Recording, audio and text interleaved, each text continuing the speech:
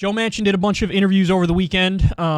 Here's another portion of one where he's asked a good question on the Voting Rights Bill for the People Act, and his answer is terrible.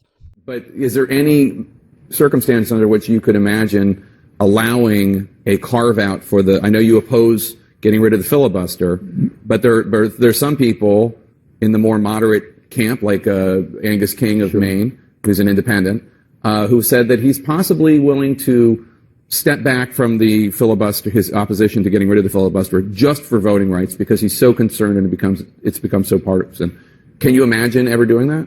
Jake, I can't imagine a carve-out, because I was here in 2013 when it was called a carve-out. We're just going to do the cabinet for the president, and then it went into, we're going to do the judges who are lifetime appointments for circuit and district. They were even going to do Supreme Court, but they didn't at that time. The Democrats were in control.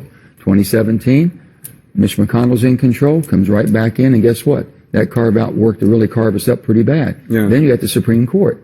Okay? So there's no stopping it. And if we don't put this place back in order, you get rid of the filibuster, which makes us work together. And I've said this, the brilliancy of our founding fathers was this.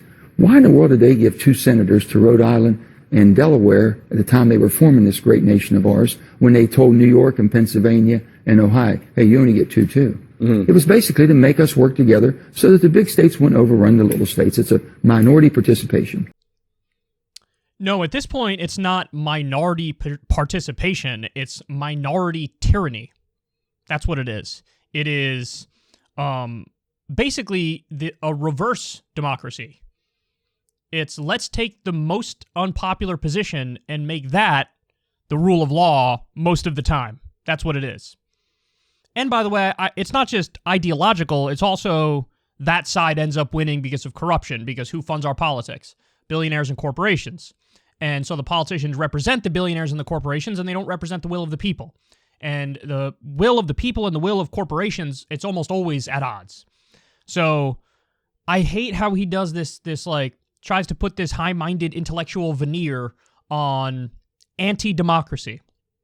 He tries to put this veneer on the more popular position virtually never winning. That's not something to be celebrated. That's something to be despised. And even his language, we need to, quote, put this place back in order.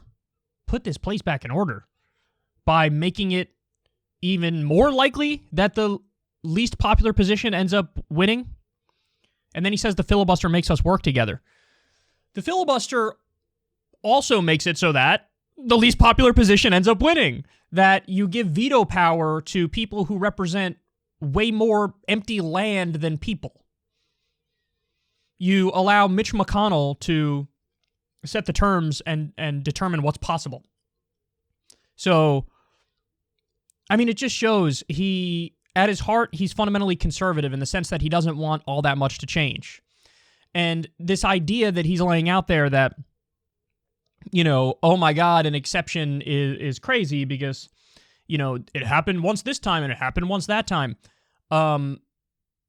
There are already 160 exceptions to the filibuster. Part and parcel of having the filibuster is having a zillion exceptions to it. And so if you want to make an argument for like precedent, well, the precedent is already set that there are a million loopholes to the filibuster on purpose. So yeah, why not add more loopholes? Why not do that? If more often than not, it's the Republicans who are creating their own loopholes for the filibuster, why shouldn't the Democrats do the same thing? That would be in keeping with the precedent. And just so everybody understands, they make it seem like, oh, the filibuster was a genius idea that came from the founding. It wasn't. It was, the first filibuster was in like the 1830s. So it's just not accurate to say that like, oh, this was built-in mechanism from the founders that they intended to be used all the time. Nonsense. Nonsense.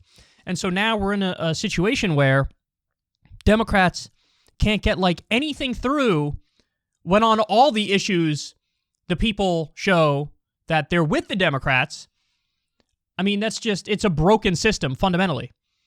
And as Joe Biden said, nothing will fundamentally change under his presidency. But that's what it looks like. And just so we're clear, this isn't just on Joe Manchin.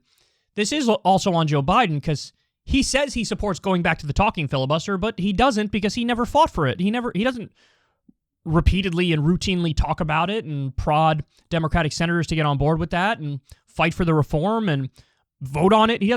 They haven't done that. So I don't even believe Biden when he says, I'm in favor of going back to the talking filibuster.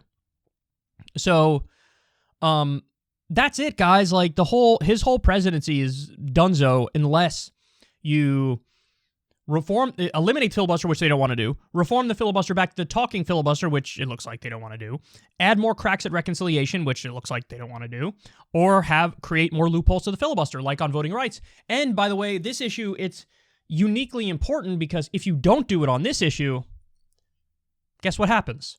The Republicans gerrymander to the high heavens and now make it even harder for Democrats to win so that they have to win by millions and millions and millions and millions and millions of votes just to keep a slim majority that they'll do nothing with.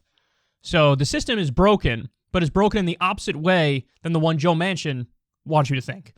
You know, it's broken in the sense that the more popular position almost never wins because the Senate is, by its nature, an obstructive body. And Manchin is very comfortable with that. With friends like this, who needs enemies?